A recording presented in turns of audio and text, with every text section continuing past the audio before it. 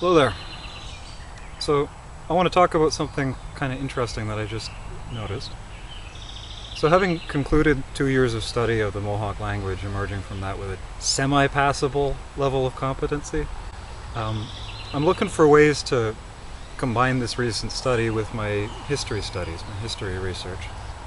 So one of the things I've been doing is going back through a lot of my favorite sources and finding all of these Iroquoian words which they write down and seeing what I make of them.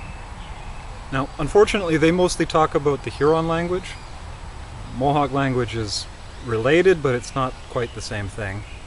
Supposedly, somebody who was fluent in Mohawk would be conversational in Huron and vice versa. Not eloquent, but you could make yourself understood. Some of the things I'm noting is sometimes they'll list like a place name or a personal name, and I'm able to break down what that actually means. So they think it's just a bunch of sounds that don't really mean anything. Oh, it's like Bob. What does Bob mean? Oh, it's just Bob. I can break it down and see that, okay, Bob means big head or whatever. Another thing I'm able to do is I can see sometimes when the writer is talking out of their hat. It might be a Huron word that I'm not familiar with. I don't know that word. I can't break it down. Whatever. But sometimes I can see if it clearly doesn't mean what the author thinks it means. Just from the structure of the word. There's not enough components in this word for it to mean what you think it means. The translation you've provided has 4 components, and the word you've listed only has 3 components. So this word cannot mean what you think it means. It's like if I made up a German word.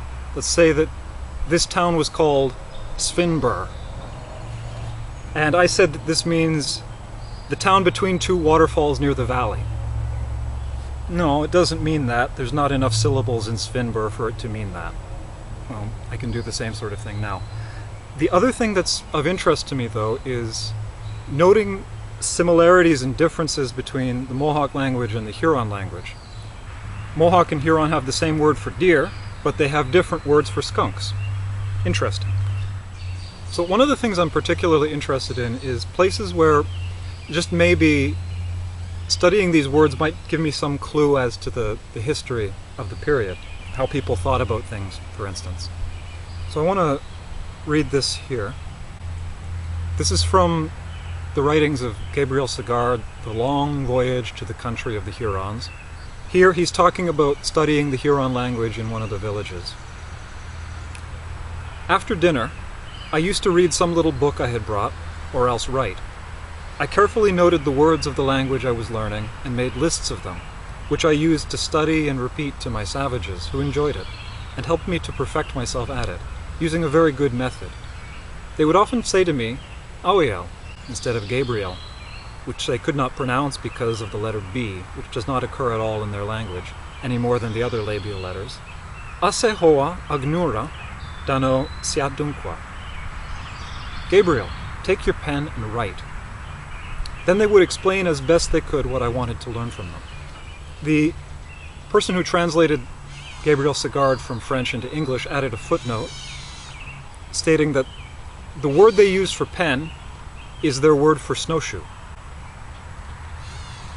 That's interesting. That is a really fascinating metaphor because the pen, it makes prints on the paper, while the snowshoe makes prints in the snow. So that's how they articulated a dedicated writing implement, a pen. I find it interesting that they didn't go to the metaphor of like charcoal or there were brushes back in the day. That's a sort of fascinating little window into how people think about things. It's also fascinating because it's very different from the Mohawk way of conceptualizing it. The Mohawk word for a pen translates as that thing that she writes with. Very articulate.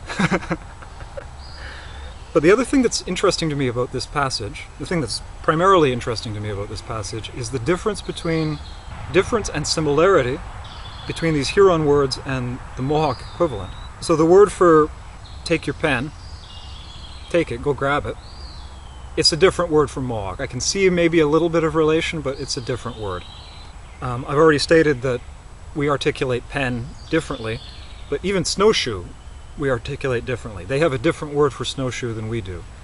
Gahwangara, something like that. It's not Agnura. But the most interesting thing to me is siadunkwa, write with it. That's exactly the same word as it is in Mohawk. We have exactly the same word for write with that. So the most conceptual, the most abstract conceptual part of the sentence is the part that is identical between us. That's really interesting to me. And I sort of wonder about that. Does that mean that that's actually a really old word? Or does it mean the opposite? Does it mean it's a really new word and one of us borrowed it from the other? I don't really think so. We tend not to have loan words. Because of the way that the compound words can be constructed and the flexibility of them, Iroquoian languages tend not to have very many loan words. Most of them are just, when there's a new concept, you just make up a new word. Just combine three things and there you go, brand new word. We don't need any of those loan words. We got our own words. We can make our own just as quickly as memorizing one of your nonsense words. Your nonsense words have got too many syllables anyway. What am I talking about? Ugh. So we both had this concept of marking something down. And we didn't have writing, we didn't have like a proper script, but we had the pictograph things which were used for keeping records and stuff like that. The concept of marking stuff down, of